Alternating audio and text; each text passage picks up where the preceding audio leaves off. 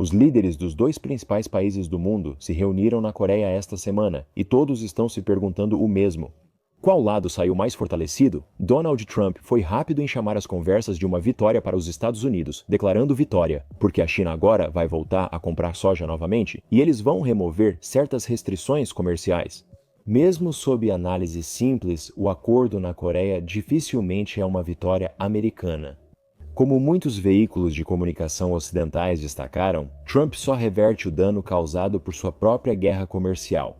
Ele age como incendiário e bombeiro ao mesmo tempo, esperando aplausos por terminar algo que ele mesmo iniciou meses atrás. Como veremos no vídeo de hoje, os Estados Unidos fizeram mais concessões à China, enquanto Pequim saiu por cima. Mas essa história vai além de um acordo comercial. O que ocorreu na Coreia foi que, pela primeira vez, os Estados Unidos perceberam que a China é uma superpotência econômica, um país no mesmo nível dos Estados Unidos que não pode ser intimidado. Os efeitos colaterais desse momento são enormes. As consequências políticas e narrativas estão sendo sentidas em todos os cantos de Washington e da grande mídia. Esse resultado comercial mudou completamente as regras do jogo. Agora, tudo está em jogo nas relações entre Estados Unidos da América e China. Reconhecimento da posição de Pequim sobre Taiwan, possível diminuição dos compromissos militares dos Estados Unidos da América no Indo-Pacífico e normalização comercial. Isso agora é possível, pois os Estados Unidos da América precisam aceitar a China como potência igual. Por isso, assista ao vídeo de hoje, pois essa reunião vai mudar tudo o que sabemos sobre o futuro do nosso mundo. Mas primeiro vamos cortar toda a enrolação e retórica em torno da reunião e focar no que realmente saiu dela.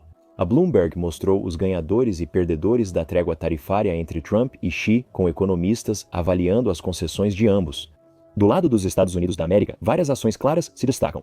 Washington reduziu tarifas sobre produtos ligados ao fentanil de 20% para 10%.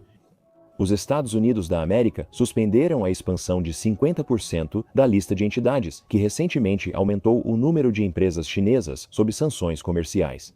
Aqui está a principal concessão, que foi realmente chocante.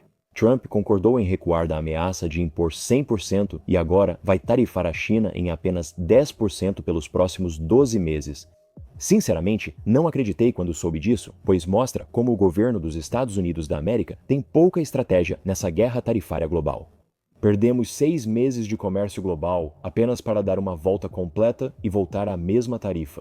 Sempre cobramos da China uma tarifa simples de 10%, que é a taxa básica, incluindo todos os outros países do mundo e até os aliados mais próximos dos Estados Unidos. Isso realmente faz você se perguntar qual foi o objetivo de toda essa guerra tarifária. Mas agora vamos olhar para o lado chinês e ver com o que Pequim está concordando. China suspenderá por 12 meses os controles reforçados sobre exportação de terras raras e retomará a compra de soja americana, prática anterior à guerra comercial. A China também prometeu combater a exportação de químicos usados para produzir fentanil.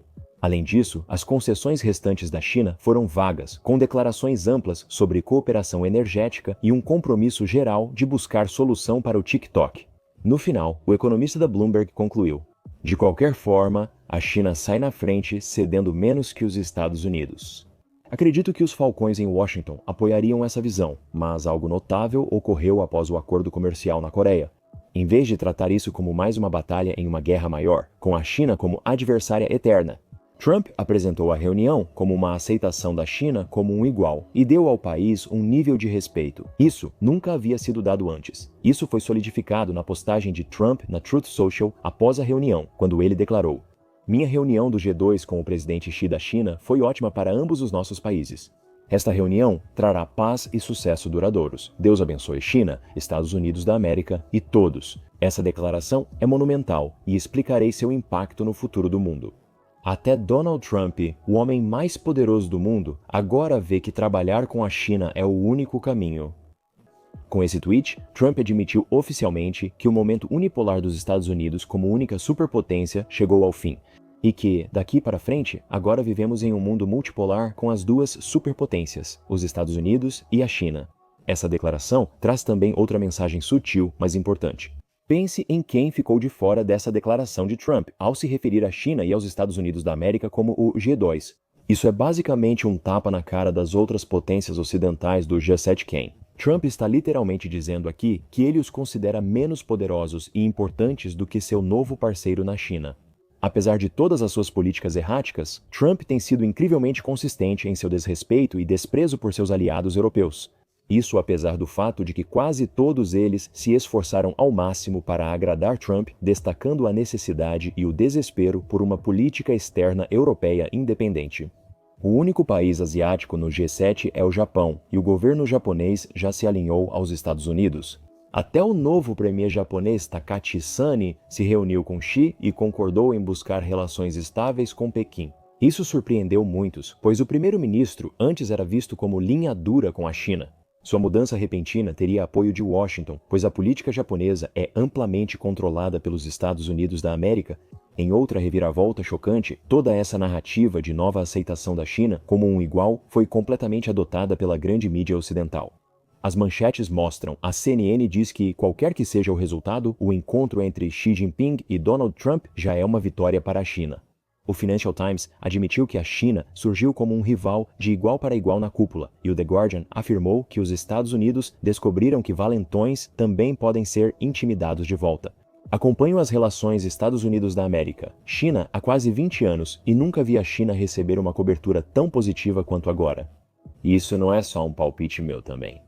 O South China Morning Post realizou recentemente um estudo mostrando como a ascensão da China mudou fundamentalmente a narrativa ocidental nos últimos anos. Eles analisaram 10 grandes veículos de notícias britânicos e americanos, incluindo a CNN, a British Broadcasting Corporation e o New York Times.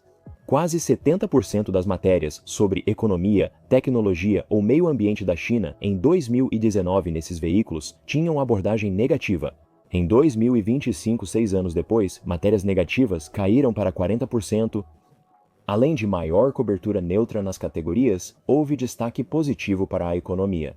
O estudo confirmou uma mudança estatística na mídia ocidental, deixando de lado a visão negativa para uma representação mais realista e complexa.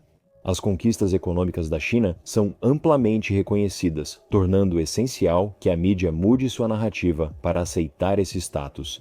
Quem acompanha canais realmente independentes no YouTube como este já deve ter visto relatos sobre a real situação da China há anos. Agora que mídias tradicionais como New York Times, British Broadcasting Corporation e CNN reconheceram a realidade, isso certamente afetará as decisões políticas dos Estados Unidos da América.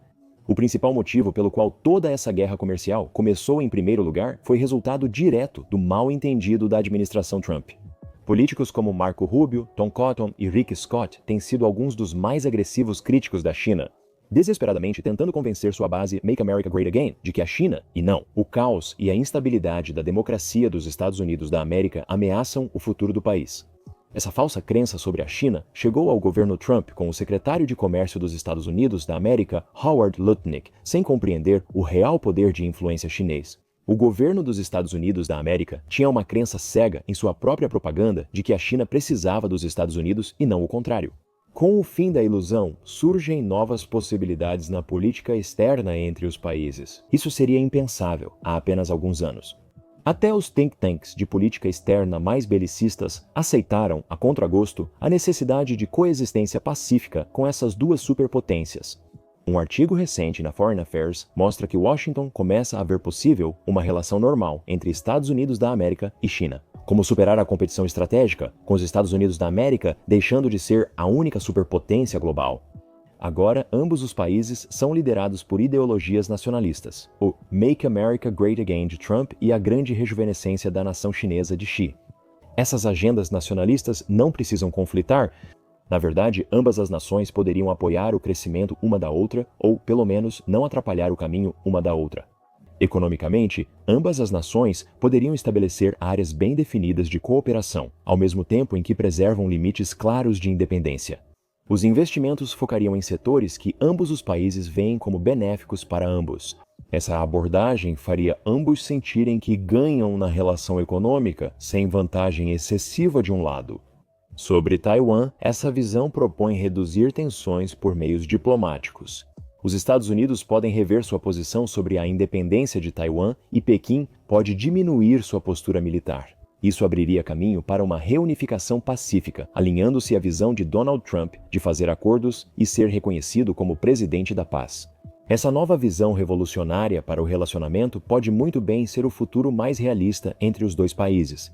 Só o tempo dirá se esse respeito vai durar, mas o governo Trump nos mostrou que nada é garantido. Mas não se engane, esse relacionamento mudou muito após as conversas desta semana na Coreia. Porque há dois fatos que não podem ser ignorados. O primeiro é que os Estados Unidos da América foram superados nessa guerra comercial. Enquanto Donald Trump afirmou famosamente que tem todas as cartas, a China mostrou que as cartas que Trump segura, na verdade, são feitas na China. Em segundo lugar, a narrativa da mídia mudou oficialmente, e esse gênio não vai voltar para a garrafa. Uma mídia tradicional que vê a China de forma racional ou positiva aumenta a chance de um relacionamento normal com o país. Independentemente do futuro, inscreva-se no canal para receber as últimas notícias e tendências geopolíticas. Como 2025 mostra, histórias incríveis surgem toda semana.